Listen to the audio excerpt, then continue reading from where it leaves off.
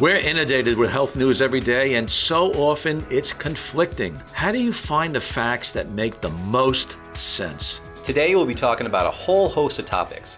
Eggs are good. Eggs are bad. Which is it? Is intermittent fasting actually good for you? One of our favorite topics, poop. Let's talk about fecal transplants. And what about vaping? This one is in the news a lot right now. Is it as bad as smoking a cigarette? What do people really need to know? And finally, let's talk about medicinal marijuana and CBD. I'm Dr. Drew Sinatra. And I'm Dr. Steve Sinatra. And even if we don't agree on everything with each other during this episode, this is still Be HEALTHistic.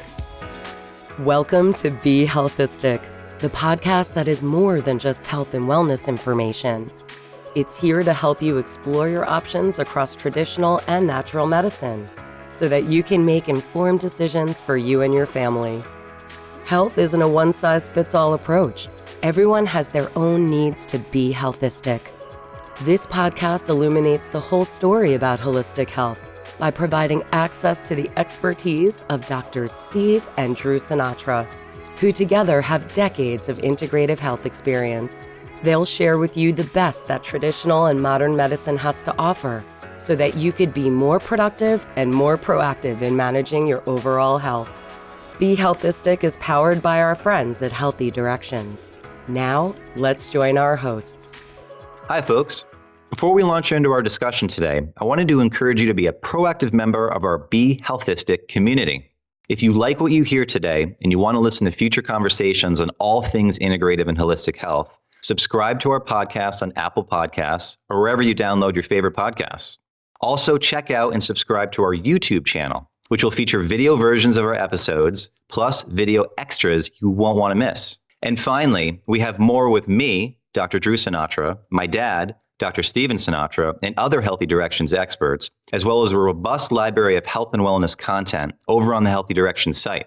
So visit healthydirections.com to explore our database of well-researched content and information. And of course, you can always follow us on our social media channels. So, in the spirit of what's hot and what's not in the news, it seems to be so prevalent at conferences. I go to a lot of conferences and everybody's selling CBD oil, where they're talking about medical marijuana. Good grass versus bad grass, so to speak, What are some of the benefits here? Yeah, well, we'll talk about CBD first, right? Because CBD is something that you can get, over the counter in all states. And this stands for cannabidiol, and it's a compound that comes from cannabis that has lots of pain-relieving qualities. It has qualities that help reduce anxiety. It can help with sleep. It can reduce inflammation. Children take it for seizure disorders. So it definitely has lots of benefits to it. And what I like about CBD is that it's non-psychoactive. So non-psychoactive means you will not get high from taking it. Just to clarify, there is a difference between THC and CBD. CBD is non-psychoactive, which means you're not going to get high taking it, and it does not affect your cognition. THC is psychoactive, meaning... So it's not addictive? Well, that is a question I'm not sure if I can answer. Addictive, but let's say safe. Okay, can I answer that question? Is it safe? I think CBD in smaller amounts is safe. Now, addictive... Well, that's a tough one to answer, because if someone is let's say if they're reliant on opioids for pain relief, would I rather have them taking CBD? I think I would, to help with the pain relief rather than an opioid. So it's a debate around semantics there. Hey, it's a good point. Let's face it, opioids have a huge downside. The addiction rate is awful. And the way I look at this, if you want to use medical marijuana or CBD, and you're trying to alleviate pain, I would be in favor of it. I would say that this is a good choice, because pain does a lot of bad things to the body. It overcharges the sympathetic nervous system and has effect on heart rate variability. And as a heart specialist, if we can alleviate pain and suffering, to me, that's a big plus in getting our health, in the right direction. And, people that are in chronic pain, it affects their mood, it affects their sleep, it affects their energy. It's terrible to be in chronic pain. Yes, and I'm still a little bit taken back about medical marijuana and CBD, and I'll tell you why. I really like pets. I mean, I've had pets all my life, and I actually learned a lot about coenzyme Q10 with my own dogs. It was amazing how coenzyme Q10 prolonged their lifespan, because a lot of the canines, they get cardiomyopathy. I used to give my dogs lots of CoQ10 and omega-3s, and it was wonderful. So I work with a lot of vets, and I took the pulse of several vets about CBD for pets, because this is a big product right now in the pet industry. And some of the vets pushed back, and that gave me pause. Now, if a vet is pushing back in a dog, oh my gosh, what does that mean for a human? Why were the vets pushing back? Well, Drew, I asked the vets that question, and the consensus was that it was still new, and more research was necessary. And these vets didn't want to use CBD in their animals until more research was definitive on this subject. So they were being cautious, which I embrace. The other debate is with the cannabis, the medical marijuana. Now, certainly I think people can abuse that. That's where the abuse comes in, right? If they're wanting to get high, right? Instead of using it for pain reduction or sleep or anxiety or whatever it is. So people listening to this, you need to be really careful about the addiction piece with medical marijuana. And I agree 100% with my father on that one. As a naturopathic doctor practicing in California, I actually cannot legally recommend medical marijuana to patients, so I don't. But I do discuss CBD. I have conversations around CBD. And I'll tell you this, I've learned a lot from my patients over the last 5 years. And what I've learned is that I've had patients come in where they've been on Ativan, they've been on Ambien, and they want an alternative for sleep. And they've come in already been on CBD, and they've tried it and they've received incredible benefits from taking it. So I learned from them in the beginning that sleep is a really good thing that can help with, and also anxiety too, which I didn't really know about. Because I think I've been to about 3 conferences now, one specifically on CBD. The A4M last year, there was a couple talks that we listened to about CBD and the risks and benefits and such. When we're talking about medical marijuana, I think we really need to proceed with caution here. Well, you're correct about saying patients are our best teachers. I mean, I agree 100% with that. So in your experience, are you saying that in the insomniac or in situations of insomnia, you would consider CBD? It's something very gentle that you can start off with and see how the body responds. Now, from what I've gathered, not everyone responds to CBD, right? It's not a cure-all. There is no cure-all in medicine. But I think it can be helpful for some people who are suffering from insomnia or anxiety. So, Drew, another topic in the news is fasting. This is something that's close to my own heart, because throughout my days in college wrestling and high school wrestling, I used to fast. I didn't know it back then, but I would lose 12 to 14 pounds a week to make weight. And I didn't know it, but I was sort of doing a ketone diet, but it wasn't called the ketone diet back then. Yeah, well, the keto diet is really a diet to help put you into a state of fat burning mode, which you're using ketones as a fuel source instead of glucose. And what fasting can do is it can accelerate you into ketosis. That's why we do fasting on some levels. You're accelerated into ketosis. So for those of you who don't know, ketosis is when the body burns fat as fuel as opposed to glucose. So if you're doing intermittent fasting, which as a definition for our listeners, this can vary anywhere from a 12-hour fast all the way up to like an 18-hour fast. So let's just say it's an 18-hour fast. You eat dinner at 6 p.m. the night before, you go to bed, you wake up, there's no breakfast, but you eat at noon. And now you've done an 18-hour intermittent fast. And that's a great fast to do to really kickstart you into ketosis. Now look, it's going to take multiple days and a low-carb diet with higher fat in there to put you into full-blown ketosis. And you can measure yourself. You can get these ketone meters, and you can look to see if you're over 0.7, which is the level at which you're in ketosis. And if you're there, you'll likely stay there for a while. And I think the ketogenic diet is safe for short-term use, from what I've gathered. It's really good for neurological, neurodegenerative conditions. It's good for cancer. And it's good for metabolism in general. If people want to lose weight, if they do the ketogenic diet, they can certainly lose some weight. Now the question arises is the ketogenic diet safe long-term? And I don't think we have the answers yet. Yeah, I would agree. And a lot of people who do the ketogenic diet say their brain function soars. I mean, they have incredible insights. They think clearly. There's no brain fog. So the ketogenic diet, and remember, the brain relies on ketones as well. Exactly. Well, what I think is happening there is I've done the keto diet before, and I definitely noticed that improved brain function. I mean, you just have this clarity, right? You just have this like focus that you've never had before. And what I think is happening is you don't have these blood sugar roller coaster rides happening in your body. So, right, you don't have a meal and all of a sudden your blood sugar is shooting up, and then a half an hour, 45 minutes to an hour later, it's plummeting again. And that can cause issues with your brain function. Yeah, so in the ketogenic diet, blood sugar is really stable. Yeah, I would agree with that as well. The ketogenic diet, what I've heard from my colleagues who do it, they say it's remarkable for their brain power. I mean, it's no doubt about it. And remember this, one of the earlier treatments of Alzheimer's disease or pre-senile dementia was using coconut oil. I remember being at conferences where this was discussed, where if patients were eating a lot of saturated fat and coconut oil, were avoiding sugars and carbohydrates, they were putting themselves into a ketogenic state with some fasting and the coconut, and this improved brain function. So this could be sort of an anecdote to a lot of us who forget where we put our glasses, where we put our car keys, and God forbid if we driving our car, we can't find our home again.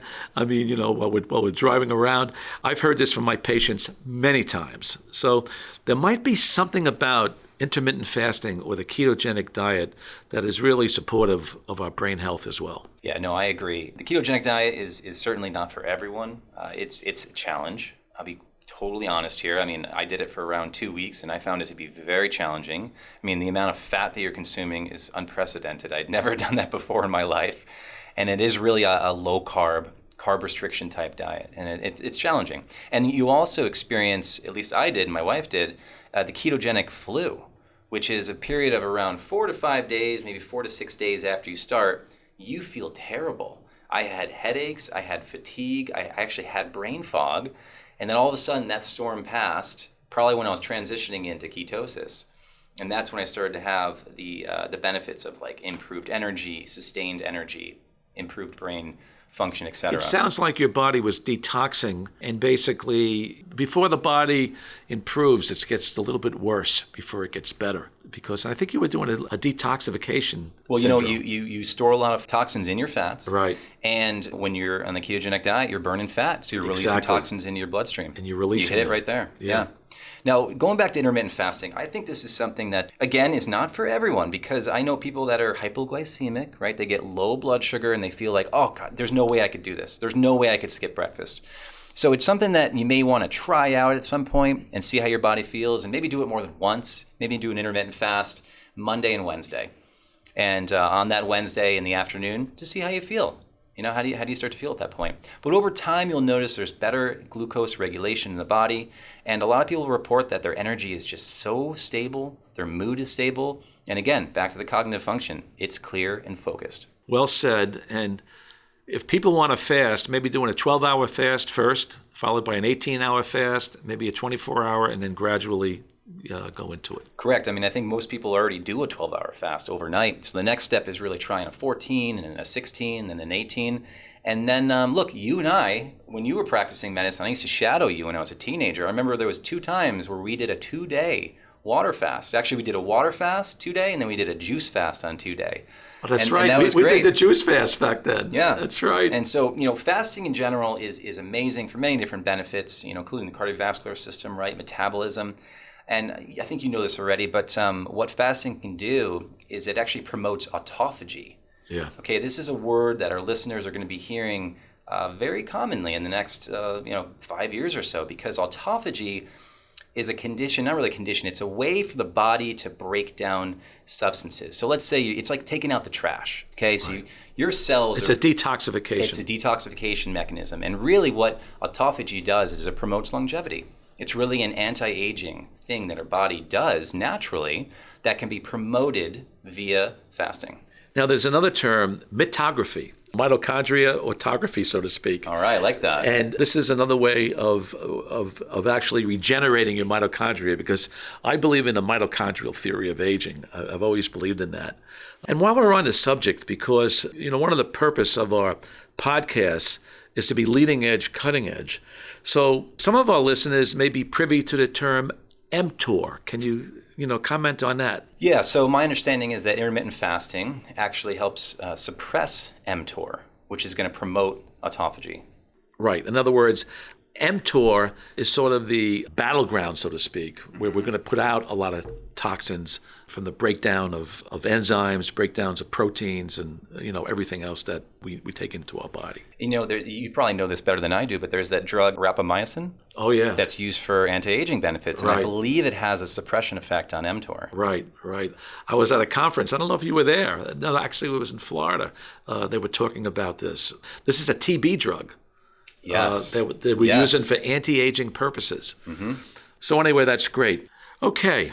Another thing in the news today, there's a lot about fecal transplantation. Mm-hmm. Yeah, Drew, what are your views on that? From what I've read, the research I've looked into, and doctors that I've spoken to, and even patients that have actually had this done to them, there is a time and a place for fecal transplants. And for the audience listening, you're thinking to yourself, what the heck are these guys talking about? And fecal transplants, as it sounds, you're actually taking feces from a donor. Yes. Okay, and we'll talk about the importance of a good, clean, healthy donor. You're actually taking poop from this person, and you're actually inserting it via an enema into your rectum, Right. into your... You're taking their microbiome, Correct. which is presumed very, quote, healthy, and you're injecting it into your rectum, which is not so healthy. And the premise is that their healthy microbiome will overwhelm the unhealthy bacteria in your gut and create a new microbiome. Is that the premise? You said it perfectly, Darren. And really what's happening here is what we know from the research is there's a condition called Clostridium difficile. Okay, this is an overgrowth of bacteria that's very common these days. It's happening in hospitals all the time, partly because of overzealous use of antibiotics. When they're overly prescribed and used for long periods of time in a hospital, C. diff or C. diff overgrowth is really big and really common. And so the research shows that if you give someone a fecal transplant that has treatment-resistant C. difficile, their symptoms, their C. difficile infection overgrowth improves. It's amazing stuff. So how do you know you have a good donor? Yeah, I never counsel patients on this. I always refer out for this because it's really not in my wheelhouse. I'm not a gastroenterologist. I do like treating the gut, and I do treat a lot of gut conditions. But this is someone you really need to have expertise with. So talk to your doctor about it. There are some gastroenterologists where I am in the Bay Area that do fecal transplants, particularly with people that have C. diff. But there's definitely lots of information out there you can read on how to do this. But you got to find a donor that has, like my father said, a very clean microbiome. Let's say someone that hasn't been on antibiotics for their whole life. Okay, right. Someone that isn't on pharmaceuticals right now, and someone that's eating a very clean diet. It's not under a lot of stress. This might be hard to find in our society these days, but there are donors out there. I recommend that you obviously test this donor's stool. You want to make sure that there's no pathogenic bacteria or other infections that are present, because why would you want to introduce those infections into your gut?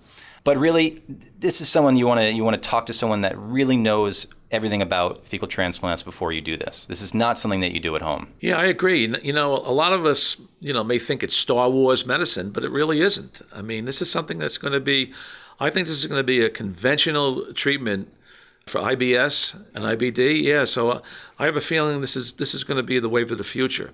And that's what this program is all about, is giving our listeners, some information that may not be mainstream 100% now, but could be later on.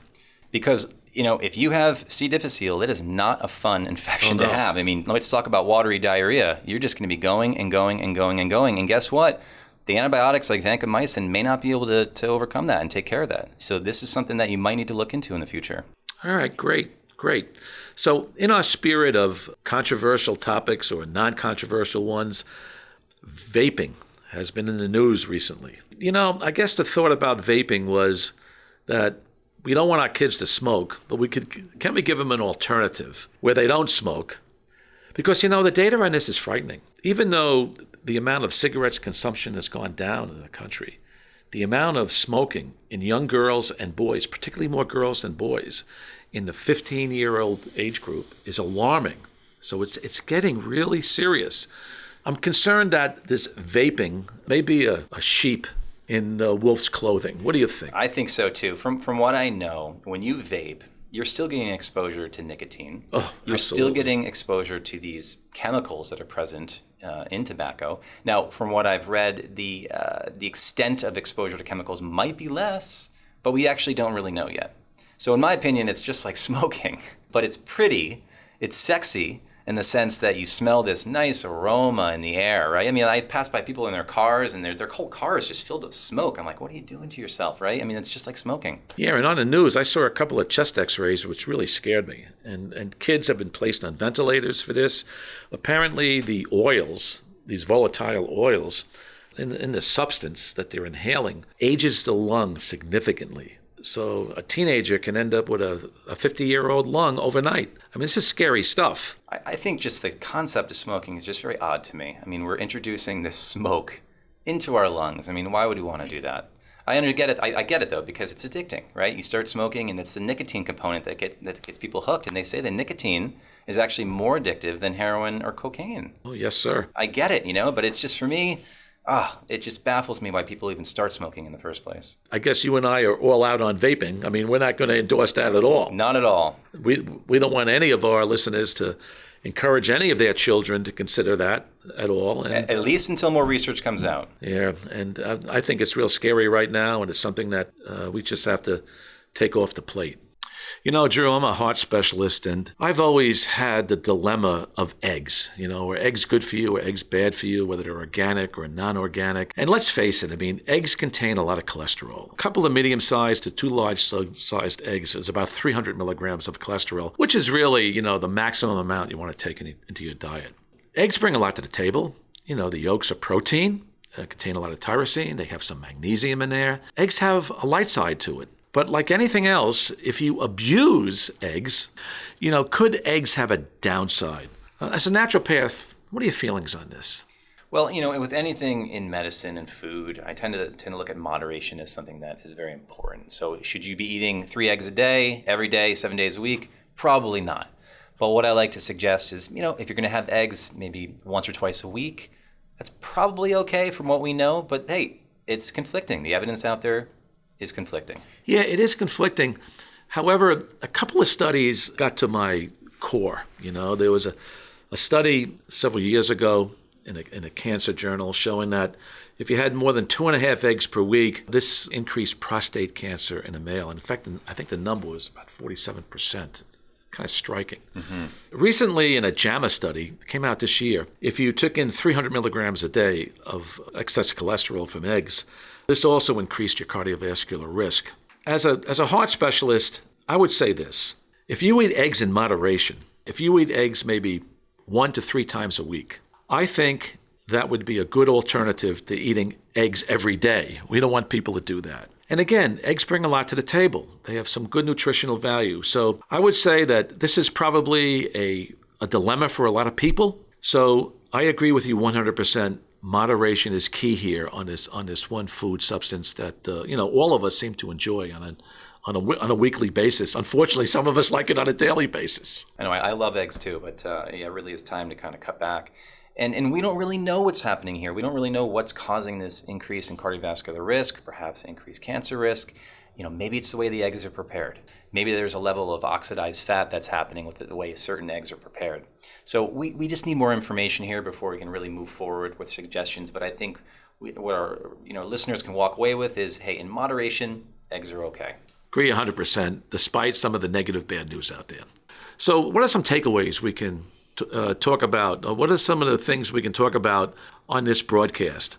Eggs have a light side and a dark side, right? Mm-hmm. Vaping is obviously out. There's tremendous benefit, or at least potential, for fecal transplants. Yes. And marijuana, well, takeaway here? I think CBD, for now, in small amounts, I think it is safe. And then the medical marijuana, that's really a topic to have with your doctor. I mean, that's a whole different thing about THC and, the psychoactive components there. Great, I'm complete.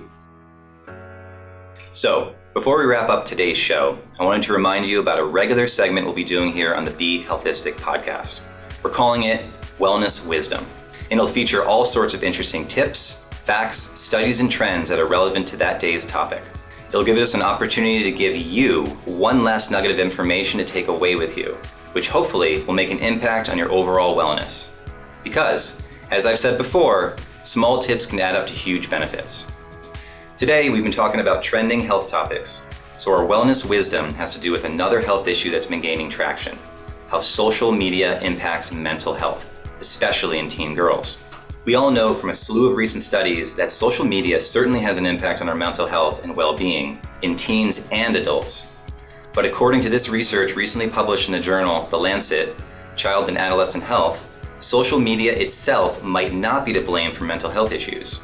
Rather, the fact that it takes time away from a teen's physical activity and sleep quality, while also exposing users to cyberbullying, is what leads to lower self-esteem and depression.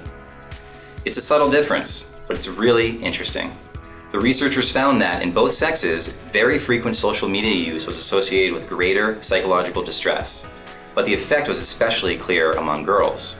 The more often they check social media, the greater their distress. So, what can we do to curb the negative impact that social media can have on our teens' thoughts and emotions? It seems straightforward, but a good first step is to set limits on how much time your teen spends on social media, especially if that time is conflicting with a good workout or getting a good night's sleep. Generally, another great tip is to make a rule that family time at home is as screen-free as possible. Set limits on screen time for all family devices, make the dinner table a device-free zone, and set a curfew for all devices to be put away for the night. This will also give the whole family a chance to power down properly and get our bodies ready for sleep. This is an issue that will continue to evolve as we find out more about how new technology impacts our health and wellness. We'll keep you updated. Remember, everyone, if you liked what you heard today and you want to be an active member of the Be HEALTHistic community, subscribe to our podcast on Apple Podcasts or wherever you download your favorites, and subscribe to our YouTube channel. You can also find more great content and information from us and the Healthy Directions team at healthydirections.com, as well as on our social media channels. Check it out. I'm Dr. Drew Sinatra. And I'm Dr. Steve Sinatra. Until next time. This is Be HEALTHistic. Thanks for listening to Be HEALTHistic, powered by our friends at Healthy Directions, with Doctors Drew and Steve Sinatra. See you next time.